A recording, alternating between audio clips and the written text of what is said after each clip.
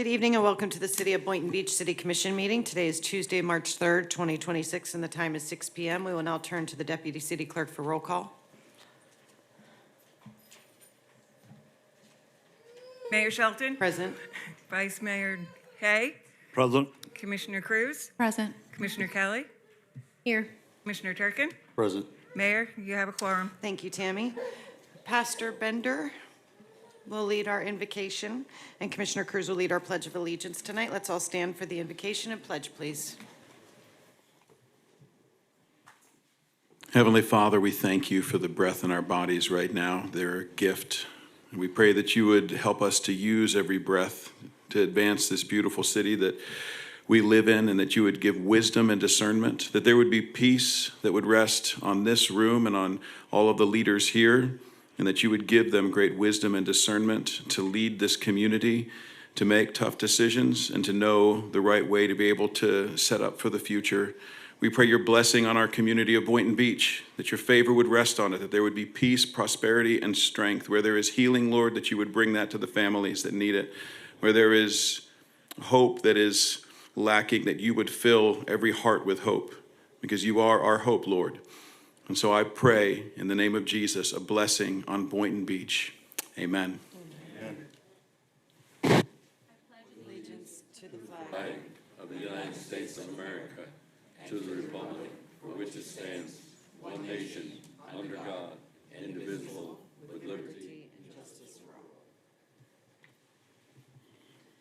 Thank you, everyone. We are now moving on to the agenda approval, additions and deletions, corrections. Let's begin to my left with Commissioner Turkin. If you have any additions, deletions, corrections to the agenda. Yes, Mayor. I would like to add a conversation about some recent events that happened in my neighborhood that I think maybe a little bit more elongated from for just a formal statement concerning the police department, the budgeting, the organization, and prompting a question to the city manager. So I'd like to have a brief but concise conversation regarding that after a public audience. There's some consensus there. Yes, so after after public audience.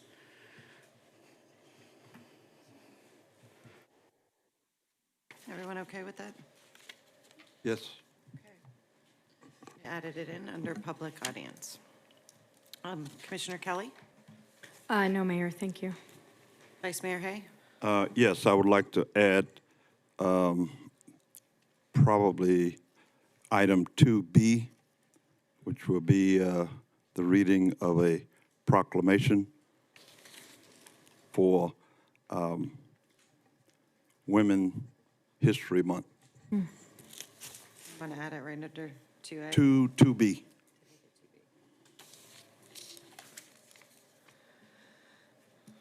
Commissioner Cruz? None for me, Mayor, thank you. Okay, do we have a motion to approve the agenda as amended? So move. Second. We have a motion to approve the agenda as amended. We have a second. All those in favor, say aye. Aye. All those opposed, say nay. Motion passes unanimously. We will now move on to informational items by members of the City Commission. So let's begin with, to the right, with Commissioner Cruz. No disclosures or comments for me, thank you. Yes, I would like to report that I attended the mayor's breakfast in West Palm Beach at the Hilton, and I had to be on a panel representing the city in the mayor's spot, and it all went well. I also attended the Fireman's Award ceremony that was held, and it was great to see many of the young men get their promotion. And also at the end of the last month, February, attended the community monthly meeting that was held at Carolyn Sims Center. Thank you, Mayor. Commissioner Kelly? No, none for me, thank you. Commissioner Turkin? Nothing for me, Mayor, thank you. Okay, this is where you want to do your proclamation. Yes. Okay. First, I'd like to give a little background on Women History Month. As we gather during the month of March, we recognize Women History Month, a time set aside to honor the extraordinary contributions of women throughout our nation and right here in Boynton Beach. From the women who serve in leadership roles in our city government, to the entrepreneurs strengthening our local economy, to the educators shaping our young minds, and the mothers and grandmothers anchoring our families, women are the backbone of our community. In Boynton Beach, we see women leading in public safety, community redevelopment, small business ownership, nonprofit service, faith communities, and neighborhood advocacy. These visions, their vision, their reliance, their compassion to move our city forward. Tonight, we celebrate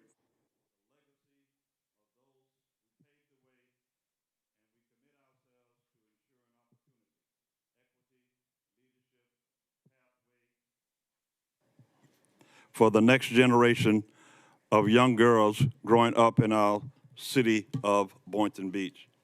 With that, I would like to read a proclamation. Women History Month Proclamation.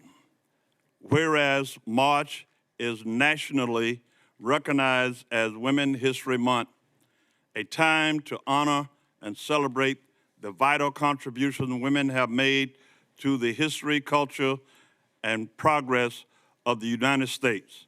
And whereas women have played an essential role in shaping communities through leadership in government, business, education, healthcare, public safety, faith institution, nonprofit organization, and family life. And whereas the city of Boynton is strengthened daily by the dedication and service of women who serve as elected officials through the personalities of Rebecca Shelton as mayor, Angela Cruz as commissioner of District 1, Amy Kelly as commissioner of District 4. Women also serve as employees, entrepreneurs, community advocates, educators, caregivers, and volunteers. And whereas women in Boynton Beach continue to lead efforts in economic development, neighborhood revitalization, affordable housing initiative, young mentorship, public health, and civic engagement.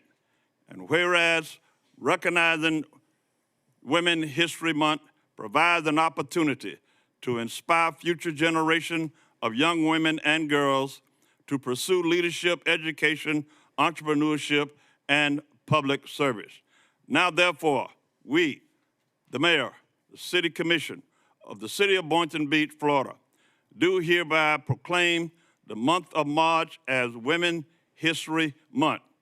In the city of Boynton Beach, we encourage all residents to celebrate and honor the achievement, resilience, and leadership of women who continue to shape our community and our nation. In witness whereof, we have hereunto set our hand and caused the seal of the city of Boynton Beach to be affixed this third day of March 2026. Let's give our women a hand. And even more than that, I would like our women, along with our commissioners, to come downstairs for picture taking, and our men as well. Let's go. Let's go.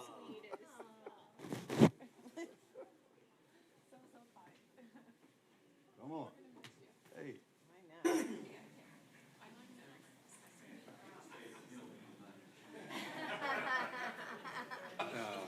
That's great.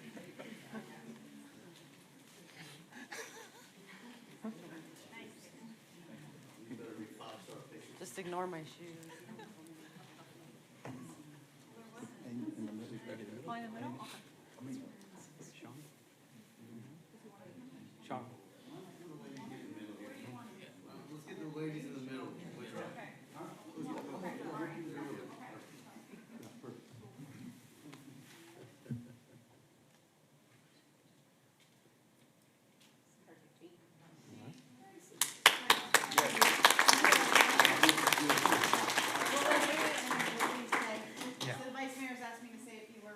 Sheila, can you get a picture? Get a picture of this. Stay there. Can you hear me yelling? Can everyone hear me? Thank you. You're welcome. So it's been an honor to serve with these two women up here the last year and to be sworn in during Women's History Month. So we are almost at that year, and I want to thank the Vice Mayor for honoring us like this and acknowledging women. You know, in the past, we've had a hard road ahead, but as working with these two leaders and myself, I hope that we can definitely encourage other women to run for office here, and you never know. This commission might be all women once we're through.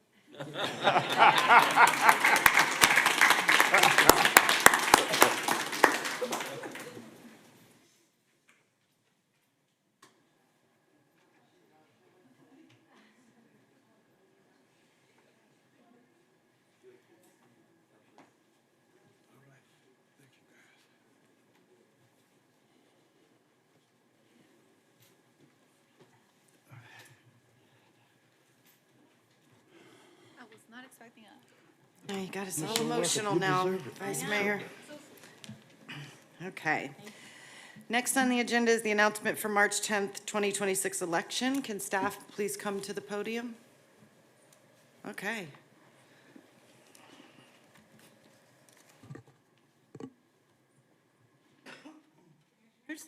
Commissioners, staff, March 10th will be the city election. Polls will be open from 7 a.m. to 7 p.m. The candidates ran unopposed, but we will have a citywide election on 3 referendum questions. For more information, please visit the city's website at boynton-beach.org. Voters residing within the city limits are eligible to participate.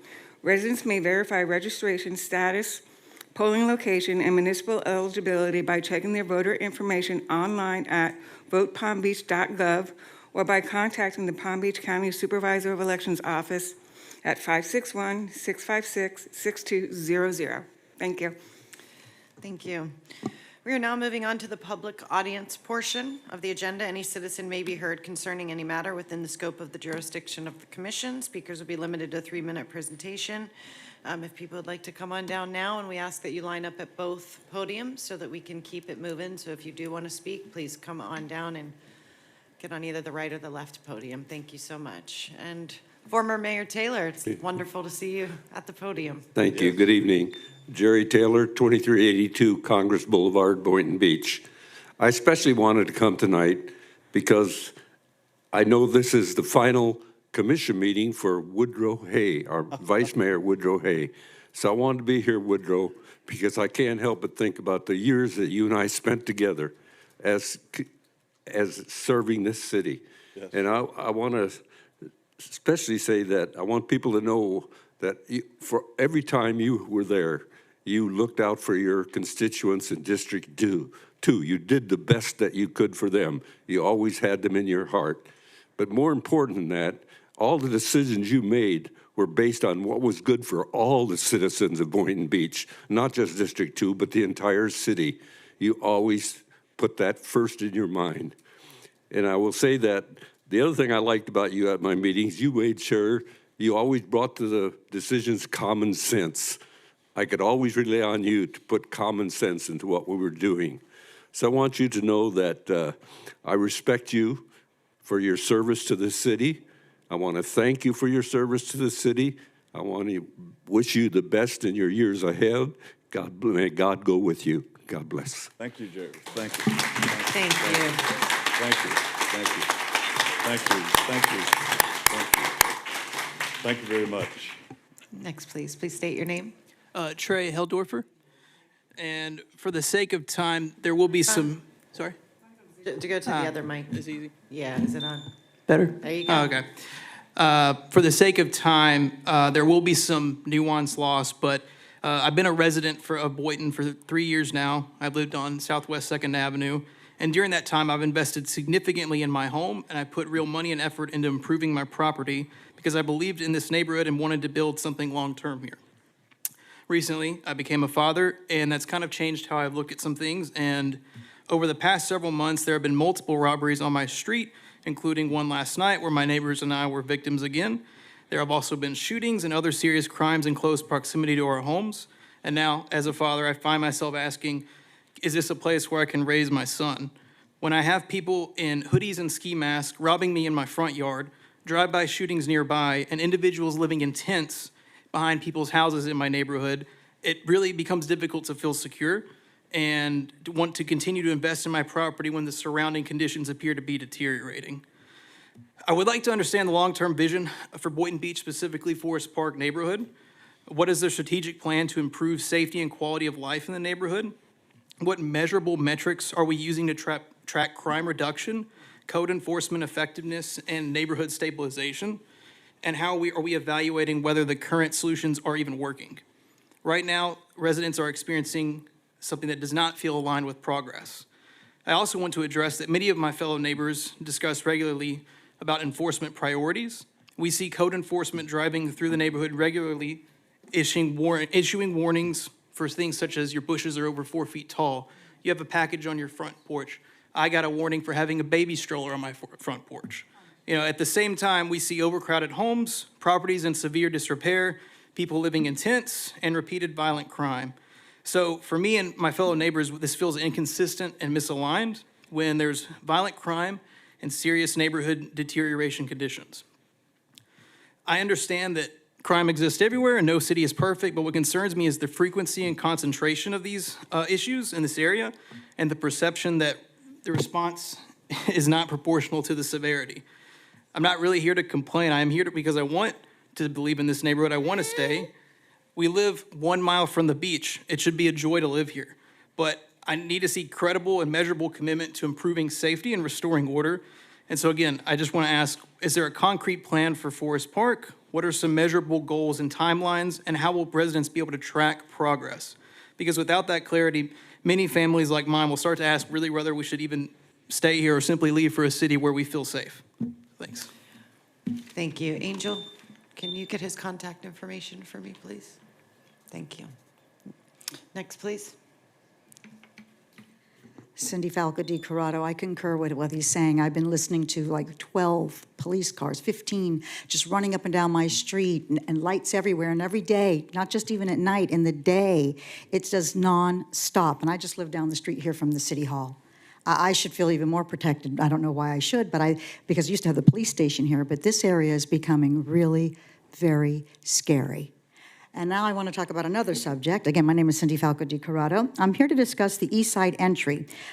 It's more than just a development site. It sets the tone for who we are as a city. Right now, there's very little what says, welcome to the city of Boynton Beach. This is our opportunity to create something distinctive and lasting.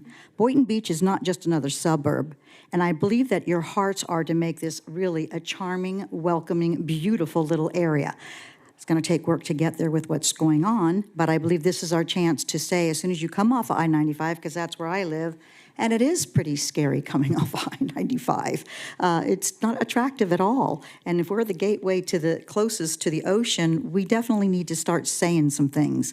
But I don't want us to look like glass and mortar. I want us to keep it old world, vintage, a fishing village. And I did send Chris Brown some pictures of what possibly could be. But we also need stores here. We need things for the elderly to do. We need things for the young people to do. There is nothing on this side of I-95. I also wanted to talk about last night, you know, I heard about this wonderful array of terrestrial lineup that's supposed to happen on this blue moon. I go out front of my house at 6 o'clock this morning waiting for it to happen, and all I see is this big building with all its lights on, that every time I sit in my front yard, I'm faced with that new construction that blocks my skyline. Now, I don't know who pays for the electricity, but the electricity is on day and night. No matter what time I go outside, no matter what time at night, the lights, it's all lit up. I don't know what you're going to do about that, because people who live in the community really don't want to see their lights in this monstrosity that takes over my beautiful view, which I'm really saddened about, because I love to sit in my yard. I worked hard to make my yard an oasis and a place for safety and to feel, you know, my sanctuary. And now I lost the beautiful skyline. I can't see the sun rise because this 8-foot whatever tall building square with lights on is sitting there. Anyway, I bring those things to your attention. I do want to thank you, though, for putting these on the doors. It helped remind me to send Chris Brown some pictures and to give him some ideas. And I hope that everybody, if you did receive one of these, that you will put your 2 cents in. This is our city, and let's make it beautiful, and let's keep it down home. We don't want to look like Palm Beach County. We don't want to look like Dade County. We don't want to look like Broward County. We definitely don't want to look like Las Olas. So please, let's remember that. Thank you. Thank you.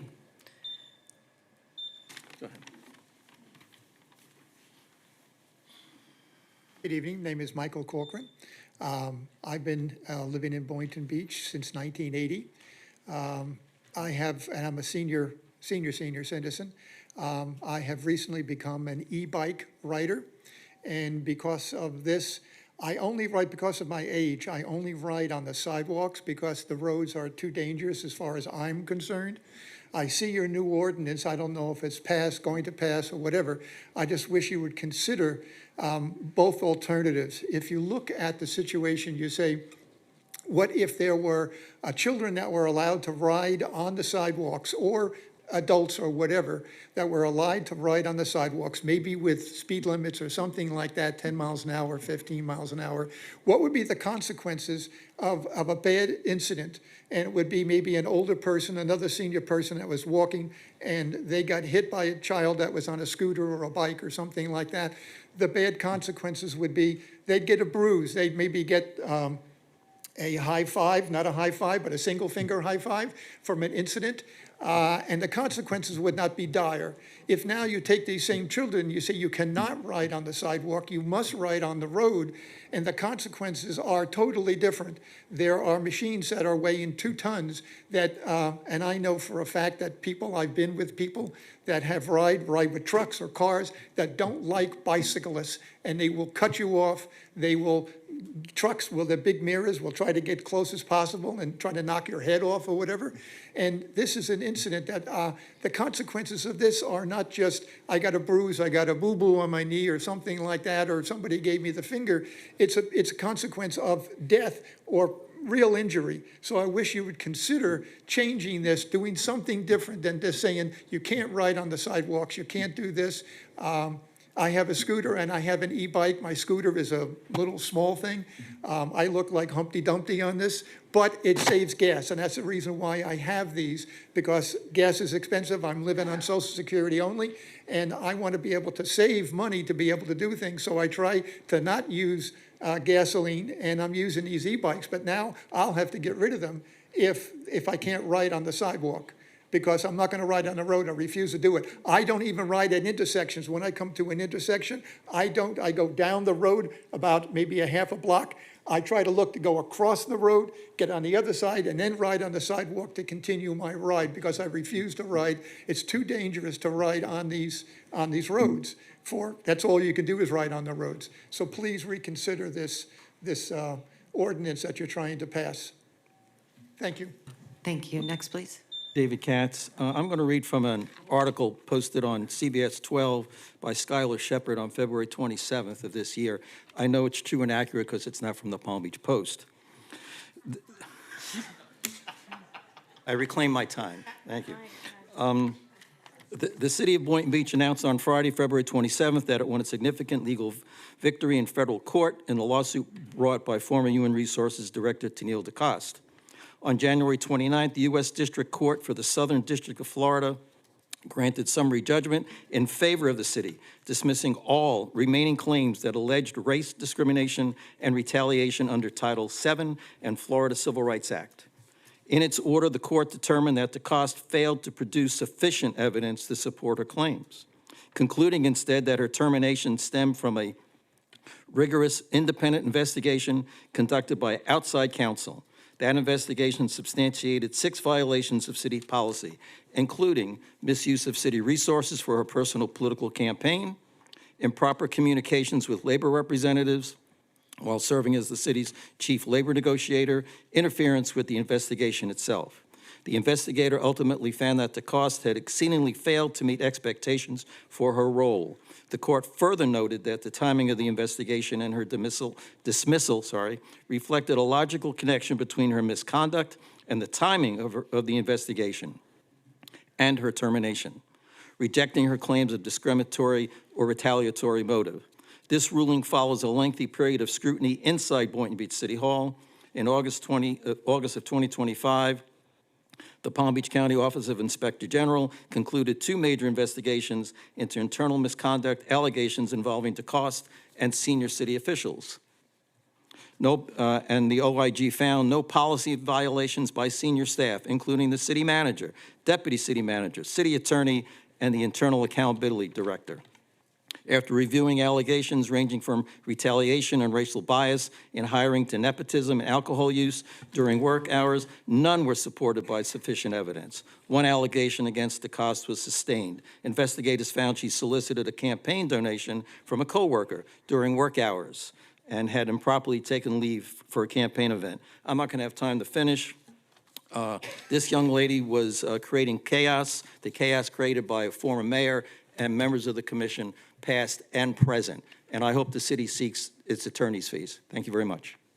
Thank you. Next, please, sir. Please state your name. Good evening, Robert Breen. I'm actually Trey's neighbor. Okay. We had an issue last night. There was people checking doors. I had the privilege to speak to Mr. Boniface today. He enlightened me on kind of what you guys' plans are. My biggest concern is there's a lot of new construction going on. How are you going to welcome a bunch of new people into this community if you cannot fight the crime that's happening right now? That's the biggest issue. We've lived here 8 years. I live maybe 10 houses down from Tom. And in the past 6 years, we never had an issue. We could leave our doors unlocked, our cars unlocked, never had an issue. In the past year, I think I've had my truck tried to be broken into 4 times. My boat was broken into on the spillway with everybody else's. Last night we had an issue. I chased them for 3 blocks. What are you guys gonna do to protect the citizens of Boynton Beach? Forget everybody else that you're building for and the money you're spending with this CRA to develop Boynton Beach. What are you gonna do for everybody sitting in here that has been here for 5, 10, 20, 30, 40 years? You're losing it. You're losing the battle with crime. And I've spoke to the watch commander, I spoke to the sergeant today. I have the utmost respect for the police department. I know they do everything in their power. So it doesn't fall on them. It's what is this town council going to do to give this city and the police department the resources they need to protect the current residents, not the future residents, but what's now? And how do you guys plan to protect the new future residents? Because construction's going up everywhere. And it's welcoming people in, but your school systems are going down and the crime, I mean, Mr. Boniface told me that the crime is up 100% just in Forest Park or whatever our neighborhood is. It's brutal. My fiance doesn't feel comfortable being home. Nobody feels safe. Getting woken up by your cameras at 1 o'clock in the morning, talking to the cops. I mean, I think I've had the PD out 3 times in the past 6 months. And we have video footage. And the people that are checking our cars, they're not afraid. They're walking through our yards with not a care in the world because they're not afraid of us and they're not afraid of the police department. So I would love, like Trey said, to know what the plans are and how you're gonna say if the plans you have in store don't work, what is your B, C, and D? Because, I mean, I'm ready to move. It's unsafe. And we shouldn't have to feel this way, especially with what we paid. And, I mean, you live right down the street from me. It's uneasy. You don't trust anybody walking down the street, whether it's night or day now. So I truly hope you guys take some serious consideration and give the police department every resource they need to bring Boynton Beach back to what it used to be. Thank you. Thank you. Angel, will you get that contact information again? Hello, my name is Charles Hunt, military retiree. On last week, I produced some information from the Constitution and civil rights for homeowners. I hope that you all took those under consideration because Boynton Beach is telling us we can't park on our lot, in our yard. And it's illegal for them to tell us that because the Constitution have given us the rights. I'm not condemning anyone at this particular time, but I am saying that we must abide by the Constitution and civil rights for homeowners. Thank you. Thank you. Next, please.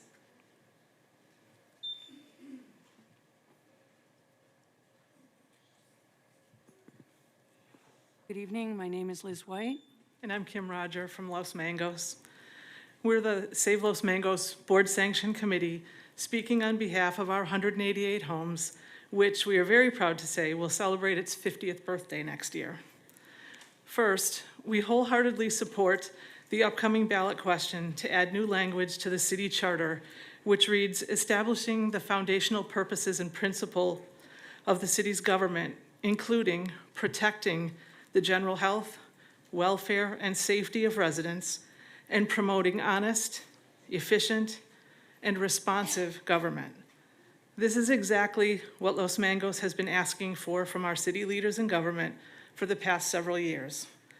It's disappointing to think that it is required and has not been a standard all along.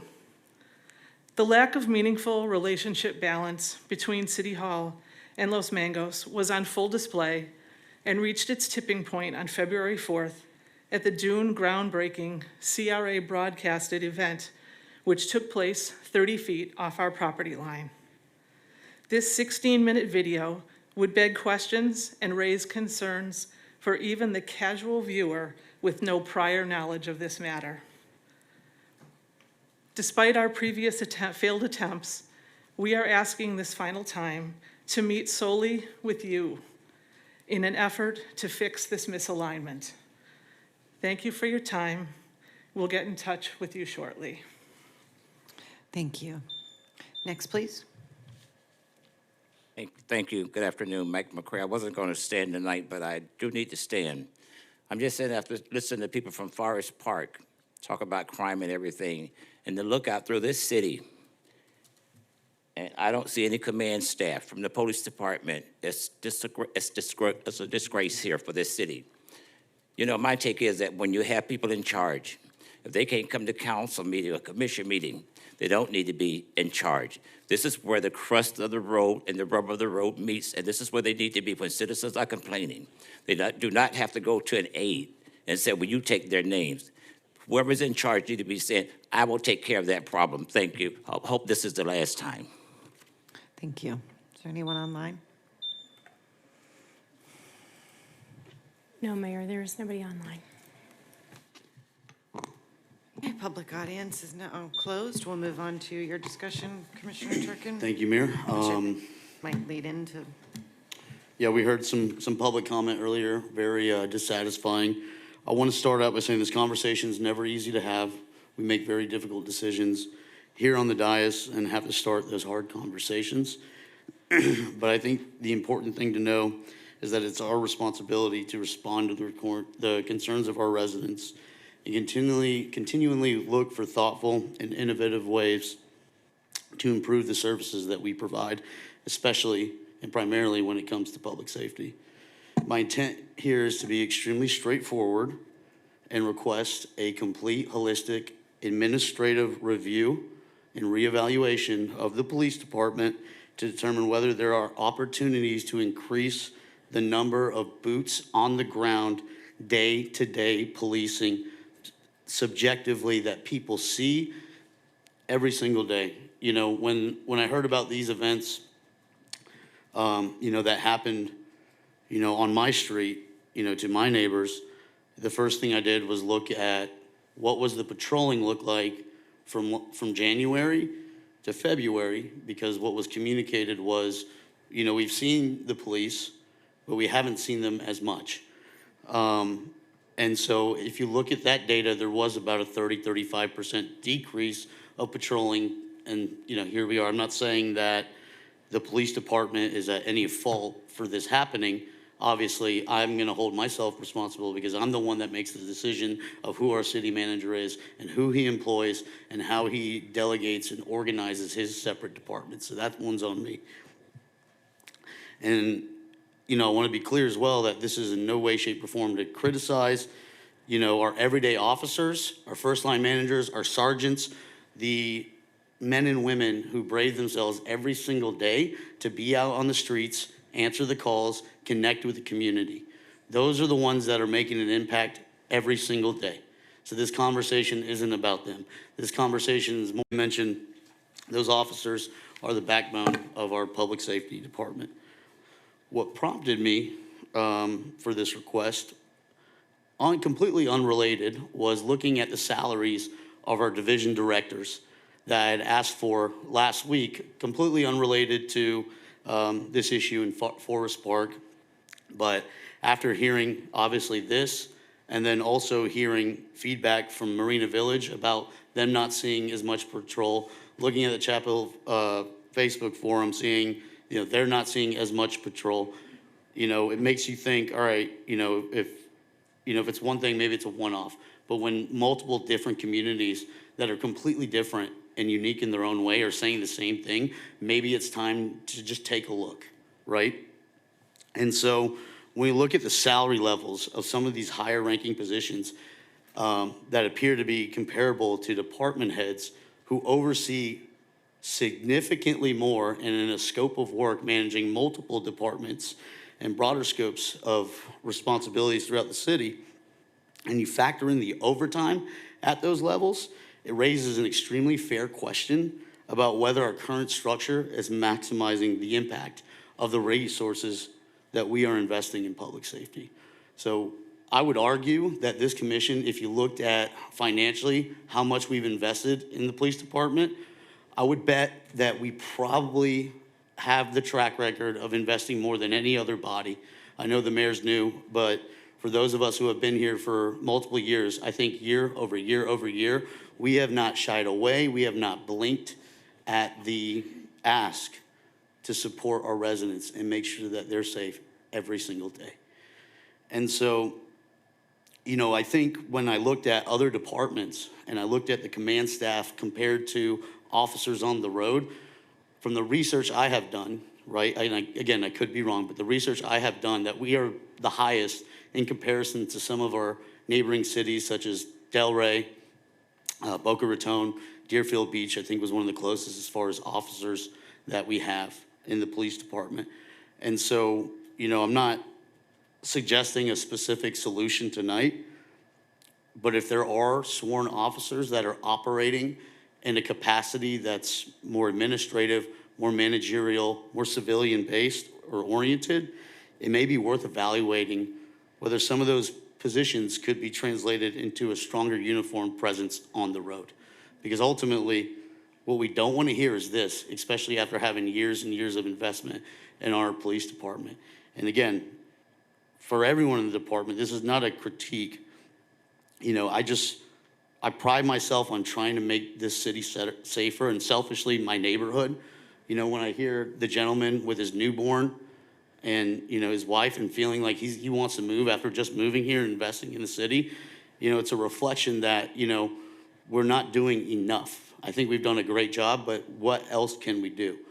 And so, you know, I think about my pregnant fiance, and I think about what is it going to be like in a year or two? Am I going to be okay with her walking down the street with my newborn? You know what I mean? That's the question. I want everybody who's making, you know, whether you're in the police department or not, $130,000, $150,000, $190,000 a year. Does the output and care and commitment to this city match the compensation that you're receiving? Because I think that we have a situation like this. We hear other neighborhoods thinking the same thing and saying the same thing. There's an issue that needs to be looked at. And so at the end of the day, my goal is very simple. I want to support our officers on the ground that are working hard day and night, spending time away from their families, support our sergeants, ensure that our public safety resources are structured in a way that provides the greatest possible impact for our residents and the greatest return on investment from their tax dollars. And so what I'd like to do is hopefully get consensus from the body to direct the city manager to look at this holistic approach to identify how can we be more effective, more impactful. You know, I'm not asking to cut any jobs. I don't want that to be the sentiment. What I'm asking for is how do we reevaluate and become more impactful on a day-to-day basis for our residents? I do agree with that. And the one thing that disappoints me is I did wake up this morning to multiple text messages and videos about what happened. And I live a street over from Commissioner Turkin, and I have been here for 25 years, and it is one of the reasons that I ran, because you're not safe walking down the street. I cannot walk to Woolbright. I cannot walk Seacrest. You cannot walk it on the weekends. There's a window of time that you might be able to walk it during the week if you're lucky when the crossing guards are out, because you know somebody's there. But when a constituent says to us, you know, what are we going to do about it? But since I've been here, we have funded law enforcement with everything that's been asked for. And I would like an answer of why there was a 30% decrease of patrol from January to February.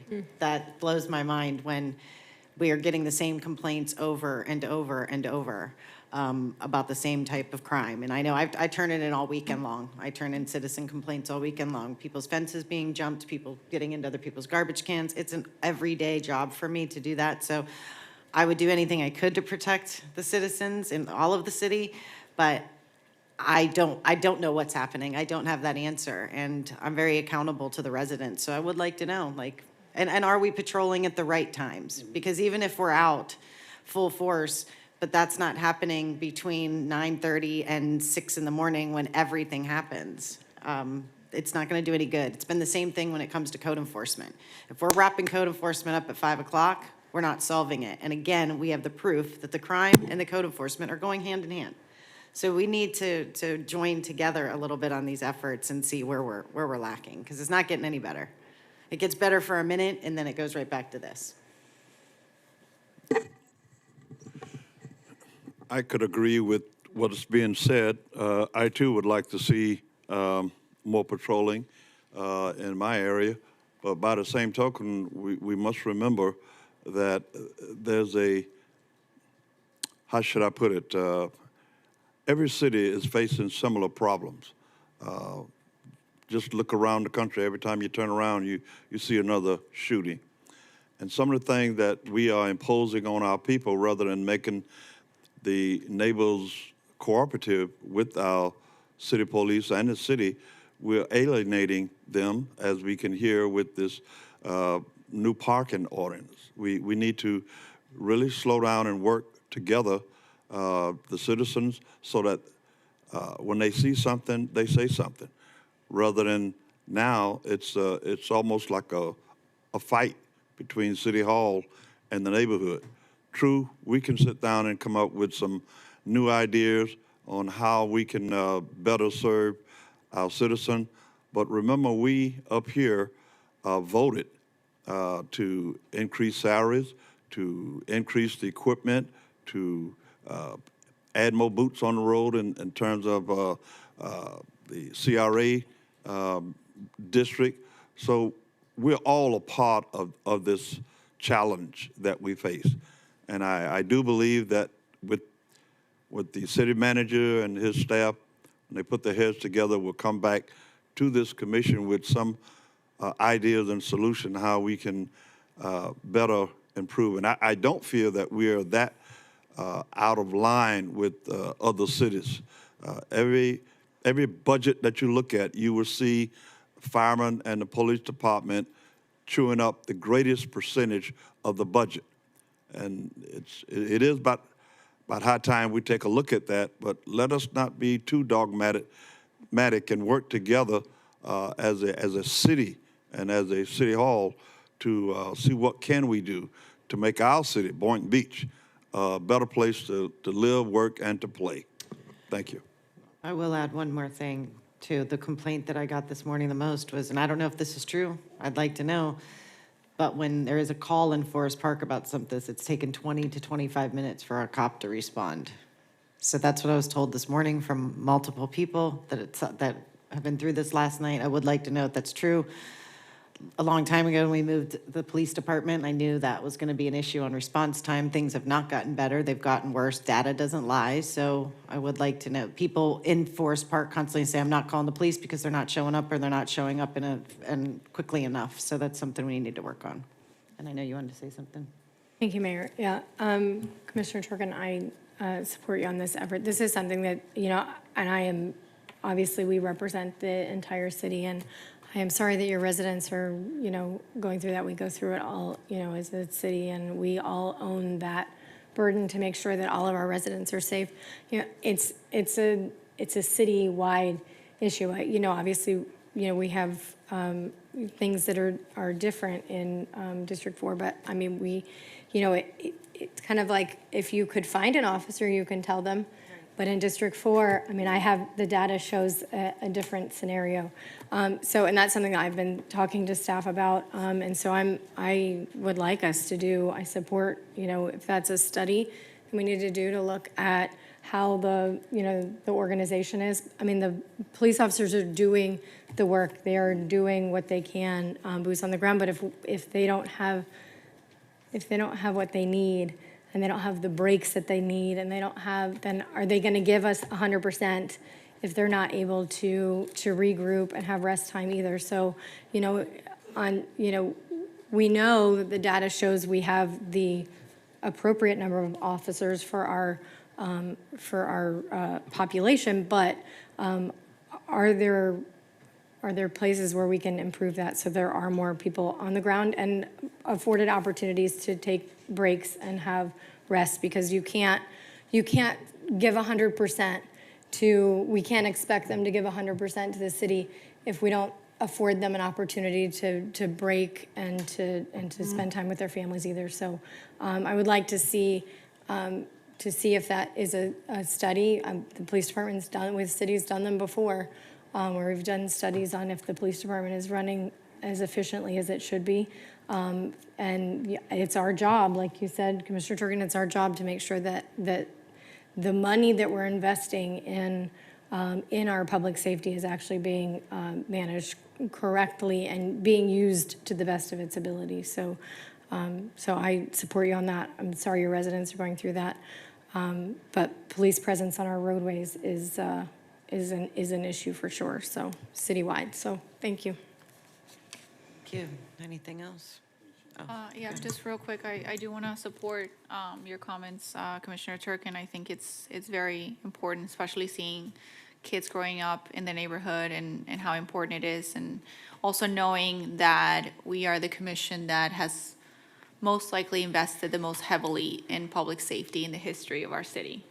So it's important for us to see results. And also, I mean, I've had, internal conversations before about questions, but also it's important to, like you said, having more bodies on the road. I definitely support that, and knowing also on a higher scale that we're going through interesting times in government where there's discussions about, potentially reducing property taxes, ad valorem, which is a significant chunk of our budget.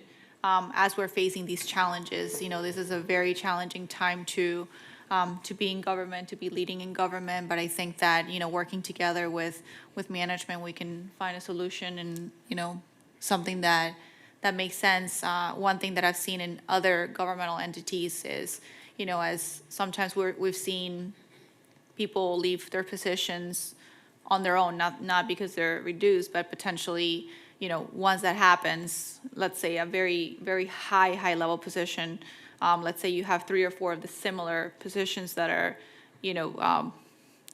directors or things of that nature, how many officers could we hire for a similar budget? So it's something that, the city manager will have to look into and see what we can do. But in the instances where things are happening anyway, can we take that opportunity to maybe translate it into more bodies on the road?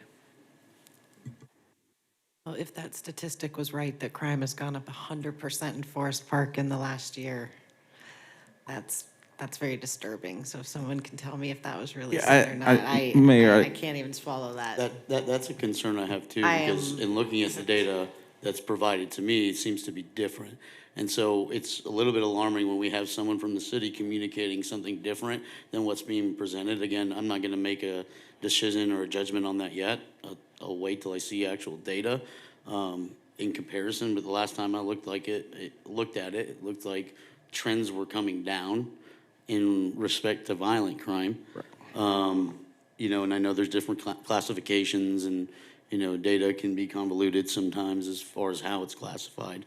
But you know, just to kind of wrap up, I think the big thing here too is just to look at, you know, I asked Alan to put these on your guys' desk so you could really see, you know, and look at, you know, there's a significant amount of command staff, you know, who we appreciate, and you know, I think have dedicated so much time to the city. And so when it comes to overtime, I can speak from my personal experience. When I would put someone on a schedule, you know, and I needed an extra body, do I put somebody that's making $35 an hour, or do I put the individual who's capable at $15 an hour, $17 an hour for that overtime?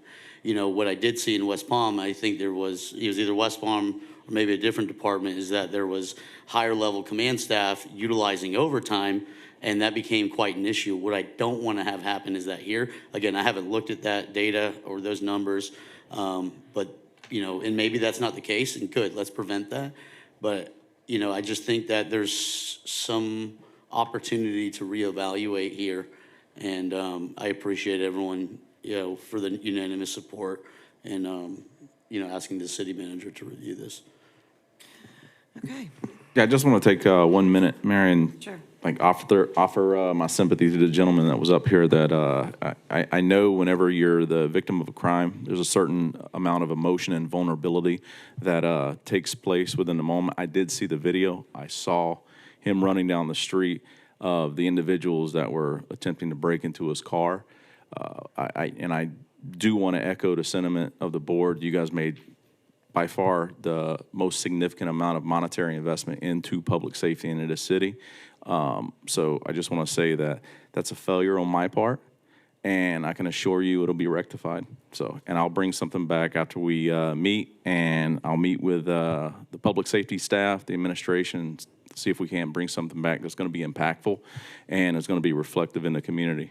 So, Thank you. Okay, moving on. Moving on to the advisory board and appointments. We have one senior advisory board appointment that needs to be removed from the table. Do we have a motion? Motion. We have a motion and we have a second. All those in favor say aye. Aye. All those opposed say nay. The motion is passed unanimously. We have one applicant for the Senior Advisory Board. The nomination goes to Commissioner Cruz. Would you like to make the motion? Yes, I'll go ahead and nominate William Perkins. My Great. understanding is he's currently an alternate in the Senior Advisory Board, and he's seeking regular. Great. Do we have a second? Second. We have a motion and we have a second. All those in favor say aye. Aye. All those opposed say nay. Motion passes unanimously. We have vacancies that need to be filled in the Art Advisory Board, the Building Board of Adjustments and Appeals, Education and Youth Advisory Board, Historic Resources Preservation Board, Library Advisory Board, and Senior Advisory Board, and we would like to encourage residents to please apply. We'll now be moving on to the consent agenda. If my colleagues want to pull any items from consent, let's begin on my right with Commissioner Cruz. And Vice Mayor Hay? Nothing. And Commissioner Kelly? No. And Commissioner Turkin? Negative. Motion to approve. Second. We have a motion to approve and we have a second. All those in favor say aye. Aye. All those opposed say nay. Motion passes unanimously. We will now move on to consent bids and purchases. If my colleagues would like to pull any items, let's begin on my left with Commissioner Turkin. No, thank you, Mayor. Commissioner Kelly? No, thank you. Vice Mayor Hay? No, nothing Commissioner for me. Cruz? None for me, thanks. Okay, may we have a motion Mayor, to approve? may for a second, can we table 7D? 7D. Motion to March table 23rd. 7D. Second. We have a motion to table 7D, and we have a second. All those in favor say aye. Aye. All those opposed say nay. Okay, Thank you. thank you. Motion to approve the remainder of the consent. Second. We have a motion to approve the remainder of the consent, and we have a second. All those in favor say aye. Aye. All those opposed say nay. Commissioner Turkin, did you vote on that one? Yes. Motion passes unanimously. Okay, we have several public hearing items. Public comment will be permitted. Staff is requesting that items 8D, E, I, and J be tabled until the second reading of the companion rezoning ordinances.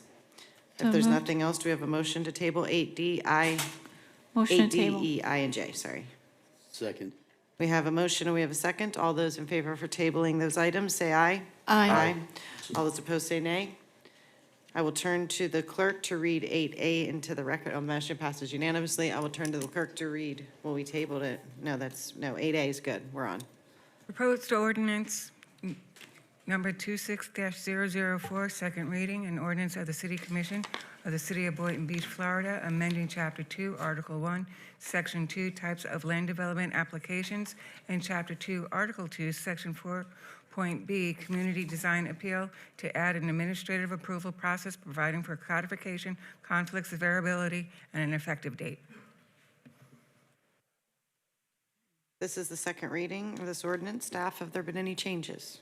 No, Mayor, no changes to this item. Any comments or questions from the commission?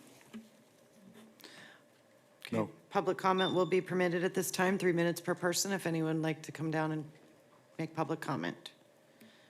I assume no one is online? No, Mayor. Thank you. If there's nothing else, may we have a motion to approve proposed ordinance number 26-004 on the second reading? So move. Second. We have a motion and we have a second. Let's turn to the clerk for roll call. Commissioner Kelly? Yes. Commissioner Turkin? Yes. Commissioner Cruz?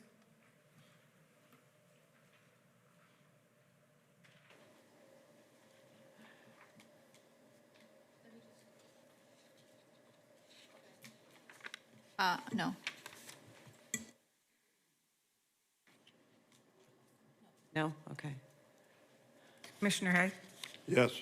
Mayor Shelton? Yes. Motion passes 4-1. Item 8C is quasi judicial and will be presented together with 8B. They're here. Yeah. Where's B?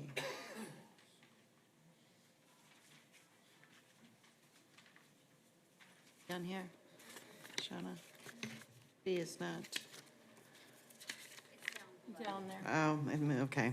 It's not there. I got you. Okay. I got you. I see it. All right. I'll turn to the clerk to read items 8B and C into the record. Okay, I see it's up there. Should I swear them in first? Mayor, may I interrupt? Can we have 8B, C, D, and E run together on this one? They're, just for clarification, we technically tabled them. They can still present them. Okay. We're just not voting on D and E. So that's what's happening. Okay. Okay. No, it's okay. Go ahead and, you want to swear them before you read them into the record? I can read them into the record, whichever works. You can go ahead and Okay. just swear them and then we'll read it. into the Okay. Okay. Okay. Anyone who speak on item 8C and B, please stand up and raise your right hand. Do you swear? I'm sorry. Do you swear to affirm the evidence you are about to give will be the truth, the whole truth, and nothing but the truth? You may be seated. Proposed ordinance number 26-006, first reading, approve the Sarah Sims Memorial Cemetery Future Land Use Map Amendment. Request from MEDR, Medium Density Residential, to Public and Private Government Institutional, consisting of approximate 0.94 acres located at 201 Northwest 9th Court. Okay, and then proposed ordinance 26007, first reading, approve the Sarah Sims Memorial Cemetery rezoning request from R2, single and two-family residential, to PU, Public Usage District, consisting of approximate 0.94 acres, located at 21 Northwest Court. Okay. So staff, you can do your presentations on 8B and, Yes. Just for clarification, if you could read D and E into the record too. Okay. Although we're not voting on those. Okay. Mm-hmm. And then we have to do disclosures on 8C. okay. Okay. 8D, approve a request for a variance from Part 3, Chapter 4, Article 2, Section 4.B.3.C, to Table 4-4, Urban Landscape Buffer, to remove the requirement of a 6-foot concrete wall within a required buffer on a property located at 201 Northwest 9th Court, Public Utility Zoning District. And then approve the request for a major site plan modification to Sarah Sims Memorial Cemetery project, allow for proposed cemetery expansion and site improvements on a 2.76 acre parcel located at 201 Northwest 9th Court in the Public Use Zoning District. Okay.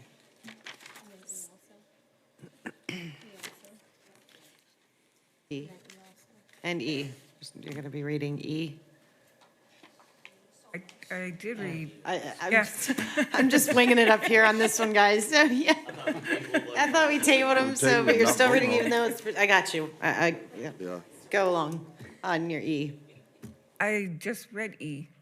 Did I not? I thought that was D. Okay, I'm sorry. Approve a request for major site plan modification. I did Who's not on read this. To the Sarah Sims Memorial Cemetery project, allow for a proposed cemetery expansion and site improvements on a 2.76 acre parcel located at 201 Northwest 9th Court in the Public Use Zoning District. Okay. Now, are we doing all our disclosures? Just for 8C, okay. Let's start with Commissioner Turkin, please. I know how much you love these. I have no disclosures regarding 8C. Okay.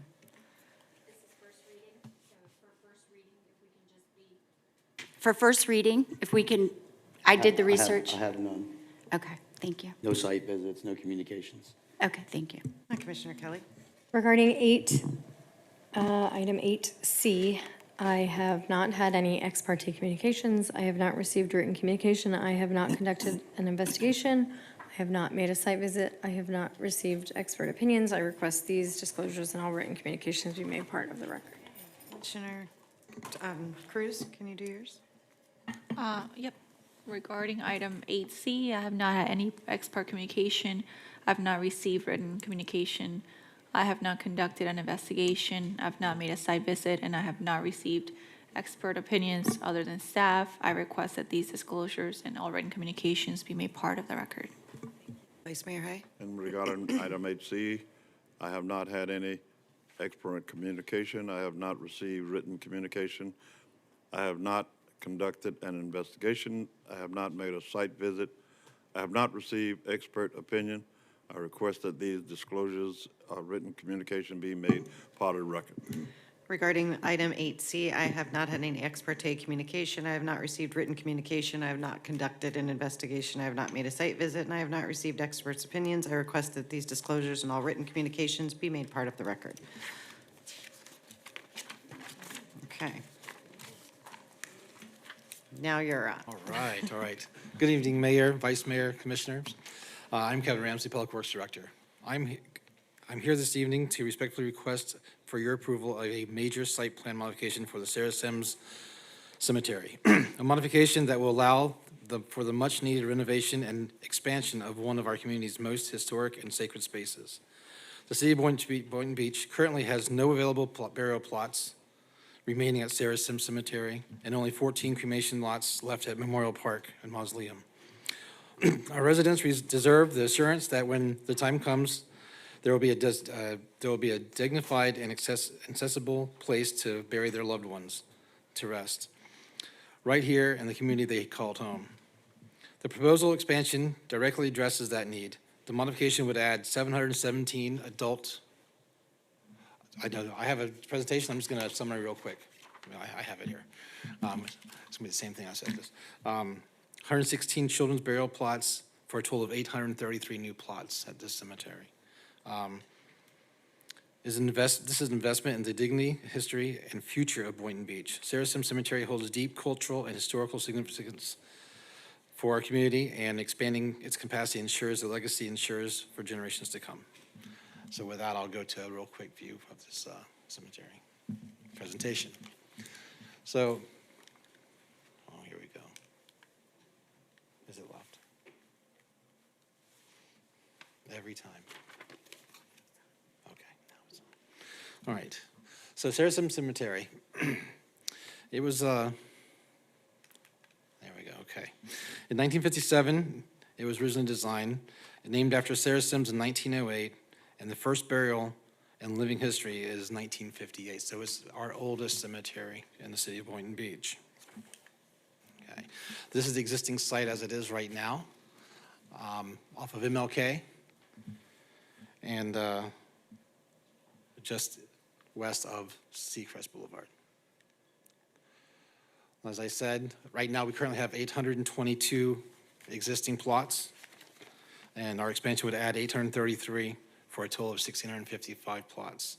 The scope of work is demo existing fencing and antiquated features, new irrigation, landscaping, and decorative fencing, QR code wayfinding and section markers, regrade the site and expand plot capacity, concrete pedestrian walkways, and new access road and memorial park features. This is what we are planning to do, and our friends at Planning and Zoning will show you better maps on this one, but this is our expansion that we want to do, expanding the road and our plot areas. Okay? And that's pretty short, but that's what we have going on with us, all right? Any questions?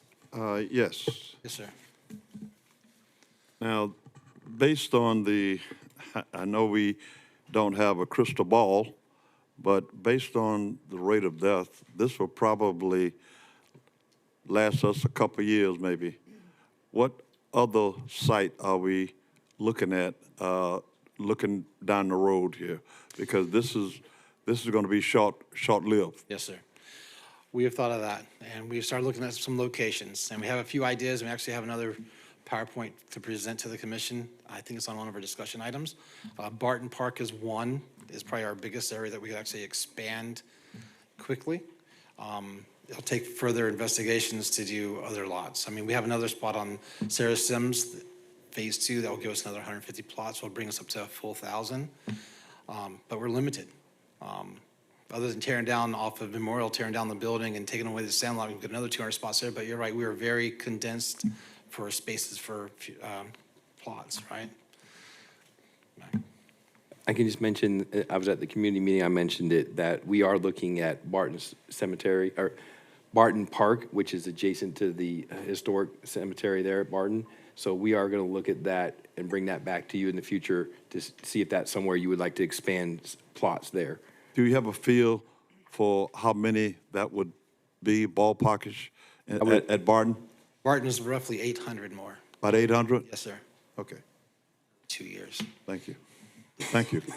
Thank you. Any comments from the commission before we go to public comment?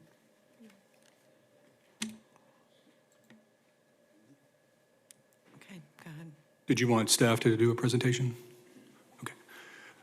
So good evening, Gabe Savigny, Principal Planner. This is for the Sarah Sims Memorial Cemetery. So what you did see was for the expansion, but the items in front of you tonight are to what would could allow for it if approved. So we do have a future land use map amendment, the rezoning variance, and the major site plan modification. So we are at the southwest corner of MLK and Seacrest.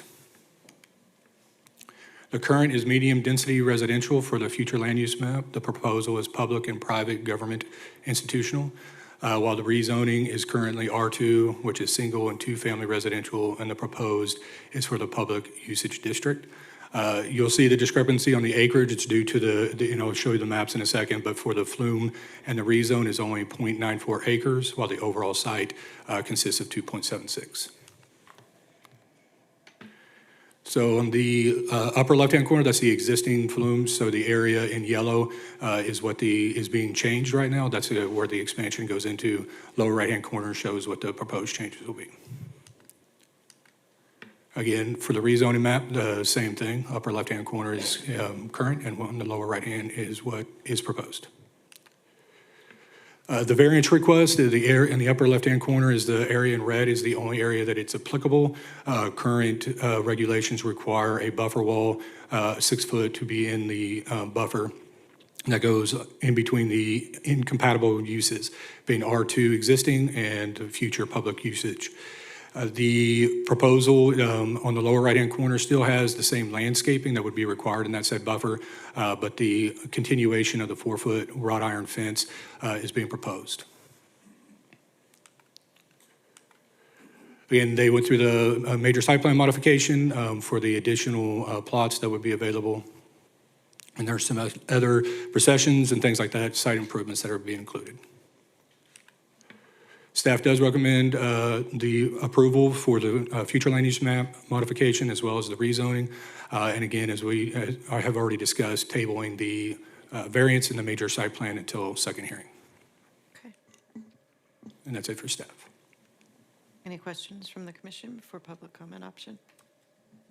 Nope, I just want to highlight the great work that you guys are doing over there in planning and zoning. You guys are super busy and extremely detailed with it, with every presentation that comes forward in front of us. I just appreciate all your guys' hard work. Thank you, Chair. Public comment is permitted at this time, if anyone would like to come down. Please. Are you all still on the cemetery? Yes. Yes. I I had to ask myself that a Thank you. couple times too, sir. We're on B and C. Okay, I need somebody to give clarification to those of us who are sitting there, although you have 826 present. I know we don't have 826 people buried out there. Are we looking for us 826 people to fill those? I know they will come, but when you tell us we got 17, I mean, they will be brought, okay? I know we have like 1,700, but I want to know, is that's what the total going to be for overall out there? Because Vice Mayor Hayes said it's down the road a few, but this is only going to be for the citizens of Boynton, and I don't think we're going to let somebody, a big major, people start dying, left and right. It'll be a while before you, about 5 or 6 years or 7 years before you utilize all that space. So, you're kind of on the right road. I'm just saying, but we do need to continue to look before we're too late. But I'm just saying, we got that many, vacant. We're in pretty good shape now. Thank you. Okay, and then if there's no, okay. If there's no other public comment, if there is nothing else, do we have a motion to approve proposed ordinance So number moved. 26-006? We have a motion, we have a second. Let's turn to the clerk for roll call. Commissioner Kelly? Yes. Commissioner Turkin? Yes. Commissioner Cruz? Yes. Vice Mayor Hay? Yes. Mayor Shelton? Yes. In a roll call, the motion passes unanimously. Okay. And we have table. Oh, we were on B, the word C, okay. Okay, now we're moving on to C. Was that the same presentation? Yeah, it's the same presentation. We just okay. have to vote on it. and Okay, roll so call. do we have Motion a? to approve. Okay. Second. We have a motion to approve, and we have a second. We turn to. Second. Yeah. I know. 8C, it's the same, but it's continuation C. of. Yeah, the same number. Saracens. Then we'll turn to you for roll call. I know. Commissioner Kelly? Yes. Commissioner Turkin? Yes. Commissioner Cruz? Yes. Vice Mayor Hay? Yes. Mayor Shelton? Yes. In a roll call vote, the motion passes unanimously. Okay, now we're on to D, which was tabled. E is tabled, E is And tabled. E is tabled, and we're moving on to F. Yes. At this time, I'll turn to the clerk to read items 8F, G, and H into the record. And if you can read I and J too, Okay, yeah. just for go the it, record. Thank you. Even though those are tabled. 8F, proposed ordinance number 26-001, first reading, an ordinance of the City Commission of the City of Boynton Beach, Florida, voluntarily annexing approximately .91 acres of unincorporated territory into the corporate limits of the city pursuant to Section 171.044 Florida statutes, providing for the annexation of the property described herein, providing publication of notice of the proposed annexation, directing the city clerk to record this ordinance with the clerk of the circuit court, with the chief administrative office of Palm Beach County, and with the Department of the State, providing a business impact estimate, providing for a codification, conflicts, variability, and an effective date. 8G, proposed ordinance number 26008, first reading, an ordinance of the City Commission of the City of Boynton Beach, Florida, amending ordinance number 89-38 by amending the future land use map of the City of Boynton Beach, Florida, for approximately .91 acre parcel of real property generally located at 3045 North Federal Highway by changing the future land use classification from Palm Beach County future land use designation of commercial high with a underlying MR5 to special high density residential, declaring a proposed amendment to the future land use map to be consistent with all other elements of the comprehensive plan of the city, providing for severability, conflicts, and providing for an effective date. 8H, proposed ordinance number 26009, first reading, an ordinance of the City Commission of the City of Boynton Beach, Florida, amending ordinance number 02-013 to rezone approximate 1-acre parcel of real property located at 3045 North Federal Highway from Palm Beach County's General Commercial District to City of Boynton Beach's infill planned unit development, declaring the proposed amendment to be consistent with the comprehensive plan of the city, providing for shareability, conflicts, and providing for an effective date. 8I, approve the request for new master plan for the hammocks at Boynton Beach project to allow for the construction of 2 duplexes and 1 sixplex, outdoor kitchen, pool, cabana, and other site improvements on a .91 acre parcel located at 3045 North Federal Highway in the infill plan unit development zoning district. Applicant Thomas D. Lindani. And 8J, approve a request for major site plan for the hammocks at the Boynton Beach project to allow for the construction of two duplexes and 1 sixplex, outdoor kitchen, pool, cabana, and other site improvements on a .91 acre parcel located at 3045 North Federal Highway in the infill planned unit development zoning district. Applicant Thomas D. Delandi. Okay. Okay. Those are all in. We need to do disclosures on 8H, please. Okay. Let's start with Commissioner Cruz on your disclosure for 8H. Regarding item 8H, I have not had any ex parte communication. I have not received written communication. I have not conducted an investigation or made a site visit. I have not received expert opinions other than staff. I request that these disclosures and all written communications be part of the record. Thank you. Vice Mayor Hay? 8H. 8H, yeah. Regarding item 8H, I have not had any ex parte communication received. I have not received written communication. I have not conducted an investigation. I have not made a site plan. I have not received expert opinion. I request that these disclosures be written communication for the record. Thank you. Commissioner Turkin? I have no disclosures related to this item, and because there's meeting minutes, this will be part of the record. Kelly? Regarding item 8H, I have not had any ex parte communications. I have not received written communication. I have not conducted an investigation. I have not made a site visit. I have not received expert opinions. I request these disclosures and all written communications be made part of the record.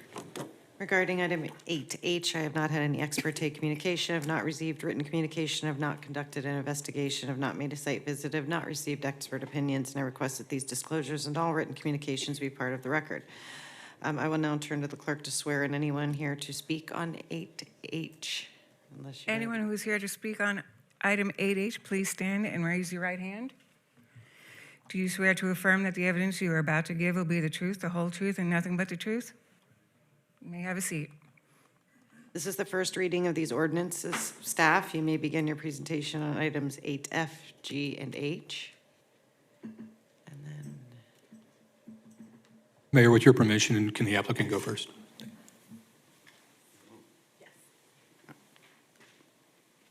Good evening, Mayor, Commissioners. My name's Jeff Costello, JC Planning Solutions in Delray Beach, representing the applicant. I have a brief presentation. Hopefully I get through this well. Okay, so familiar with the property at 3045 North Federal Highway. Here we go. And so this is approximately 950 feet north of Gulfstream Boulevard on the east side of Federal. As you could see at the location map, the location, it's just under an acre. And the site currently has 14 multifamily units on it, and the proposal is for a 10-unit townhouse development. There we go. This is, I know we're not taking action on this right now, but this is the site plan, the 2 duplexes front Federal Highway, consistent with the regulations that we've applied for. And the 6-unit building to the rear, along with the amenity. There's access off of Federal. And then we've, of course, met the setbacks for the buffer to the single family to the east. Moving right along, these are just some renderings that you'll probably review more detail next meeting. And so with regard to the annexation request, because the voluntary annexation is consistent and complies with the Florida statutes as well as the comprehensive plan. It's contiguous to city property, to property within the jurisdiction of Boynton Beach, and thus is within your future annexation area. The existing land use designation is county commercial high with 5 units to the acre underlying, and then the proposal is a special high-density residential along the Federal Highway corridor. And then the zoning itself is currently general commercial proposed infill plan unit development. And so with that, the future land use map amendment and the rezoning comply with the criteria listed in your LDRs in Chapter 2, Article 2, Section 2B and 2D3. I'm not going to go through all of them. The staff has a great detailed staff report, and I really have to thank staff for their hard work on this, and as well as all the staff involved in it. And so with that, we are just requesting approval of the ordinances that are before you this evening. I'm available for any questions. Thank you. Thank you. Any questions from the commission for Mr. Costello? Are these fee simple for sale products? Yes. That's proposed, yes. Oh, thank you. Yes. Staff?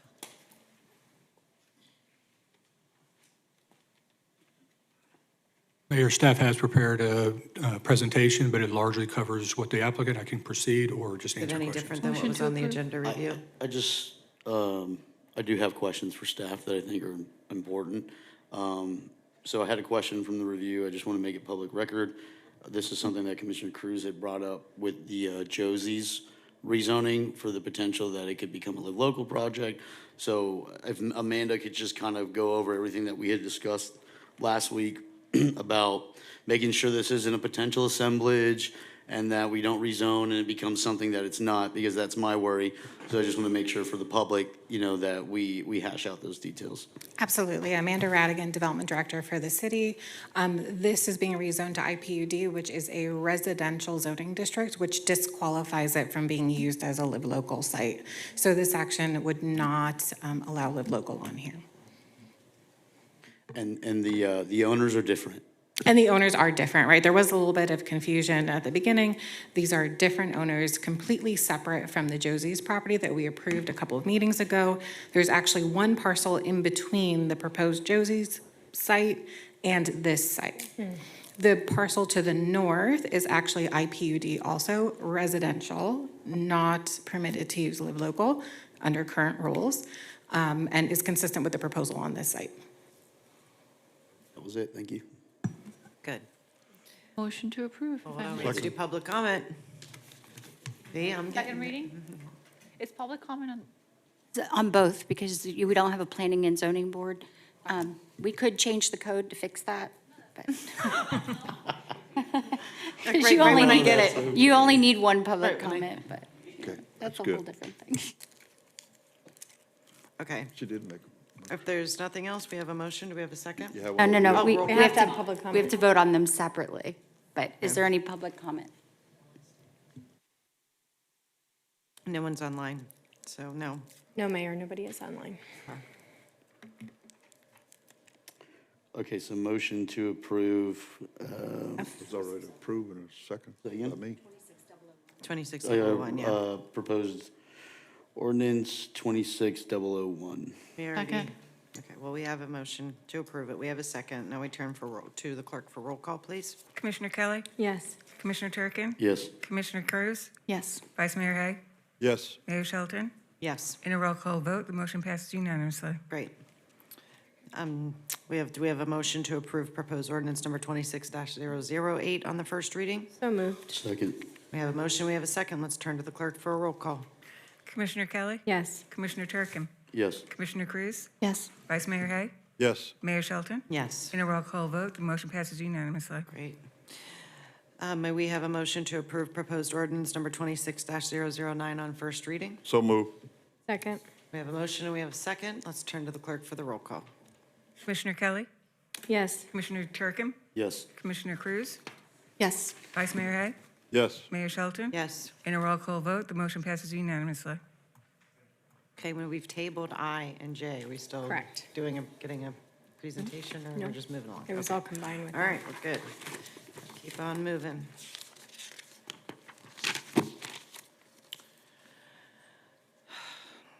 We're now moving on to the regular agenda. Item 10A is an update on combining city properties to create senior affordable housing. Vice Mayor, would you like to begin since you requested this update? No, I'd like to move on to staff to give us the update on where we are, sort of a status report of combining these properties. I got you. Perfect. Good evening, Mayor, Vice Mayor, Commission. I'm Andrew Mack, Deputy City Manager. Going to give you a brief update on where we're at with combining some of the senior housing properties and show you what we're working on. So one of the properties we're looking at is our current existing senior center. Right now, there's about 2.35 acres of property that surrounds the senior center that the city or the CRA owns, or that's part of the existing roadway network. There's about 4 parcels, which has about an approximate appraised value of about $3.45 million. What the city's looking to propose is a transformative redevelopment project that would include the CRA and city-owned properties along South Federal Highway, which would integrate into a community hub for senior housing, senior affordable housing, a modern senior center, and shared parking facilities. A private developer partner is actively engaged in this project. They are looking at the parcel to do a feasibility study and coming up with some conceptual site plans for us to look at, and we would expect that if they are going to move forward, we would have an unsolicited proposal within 90 to 120 days from when they're done with their work. This is just a very high-level map kind of showing where the properties are locating. The one in yellow is the city property. That's the current location of the existing senior center. To the west, you have a parking lot that the city owns that supports the senior center. On the east side of that, that's the current location of the women's club. And then the magenta color is the street right away, and then the green to the south is the property that the CRA recently acquired, which totals about 2.35 acres. Again, a development program here, we're looking to do senior affordable housing with a new senior center with shared parking structure and historic preservation of the women's club.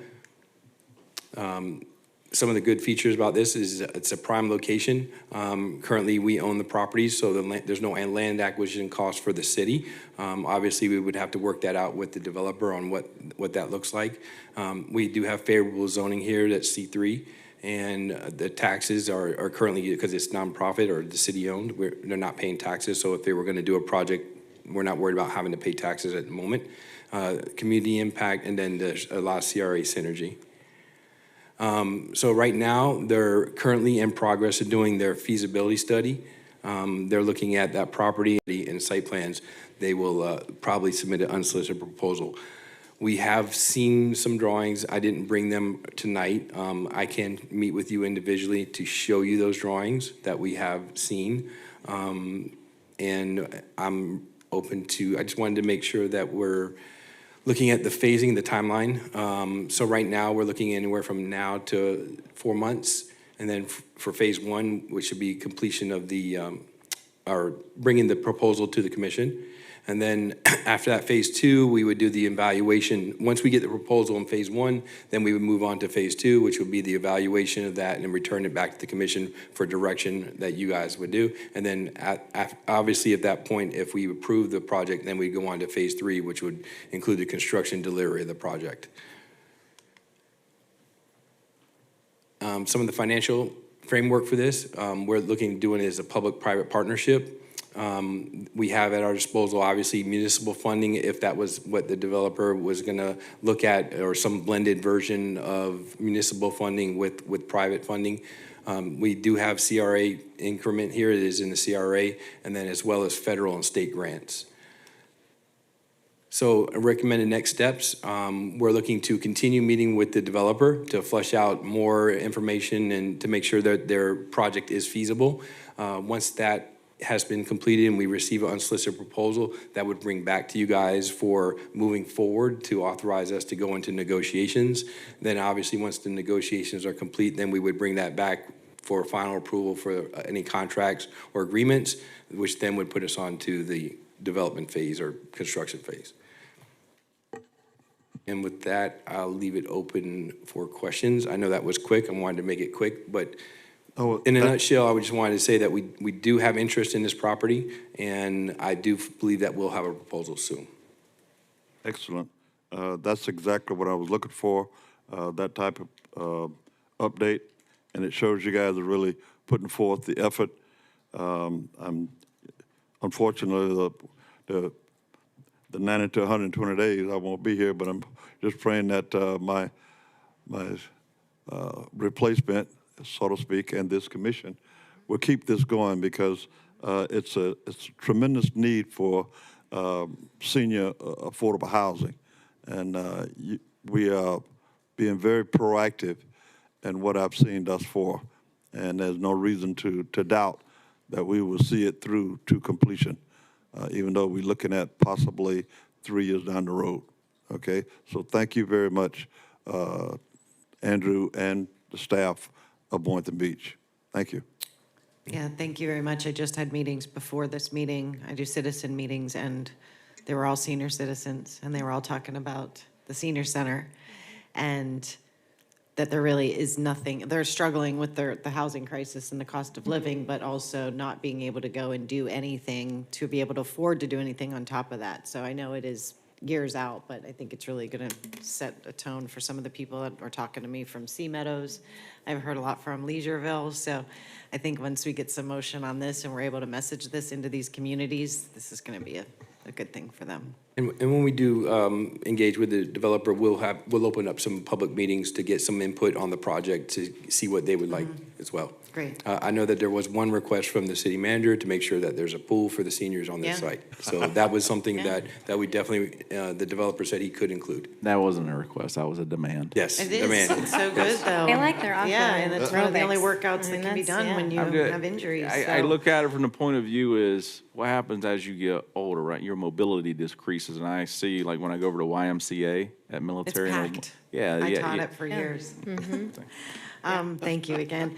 Does anyone have any final comments for tonight? No, just thank you again, just, to echo, this is something that we've been talking about for, a long time, needing an updated and upgraded senior center and senior housing. And so I'm glad to see that this is, on the right track forward. And so I'm looking forward to having many more conversations about this. It is much needed citywide. Like you said, you were talking to Sea Meadow residents, and, there is really not, except for our Arts and Cultural Center, which is busy and doing amazing work, there are a lot of people that want things to do. So I'm excited to see this moving forward, and thank you. Me too. I will have more to say at our next meeting, but I really want to thank everybody who may not be here on the 23rd. But this is my last complete commission meeting. It's been an absolute pleasure serving when I added up serving here, as well as the P&D board, as well as the Housing Authority, I came up with a number that's over 30 years, Jerry. Oh. That, So